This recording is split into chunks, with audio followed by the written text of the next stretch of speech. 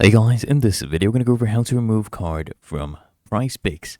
Now if you want to remove or replace your payment method, then you need to wait at least 60 days because that needs to pass since your first deposit using that payment method. So that's the catch. Otherwise, what you do, you just come here to the top right, on your profile icon, and you can go to deposit right here or request withdrawal. And basically you can do this on your phone as well. And what will happen is once you've logged into your account, you tap on the deposit button or the withdrawal section, you should see a trash can icon, right? To remove a payment method, of course, 60 days needs to pass. If the trash can icon is not there, that means you need to wait for your 60-day waiting period to end. And only then you may request to remove a payment method. Okay? You can also do this only once in a calendar month, no more than 5 times across 12-month span.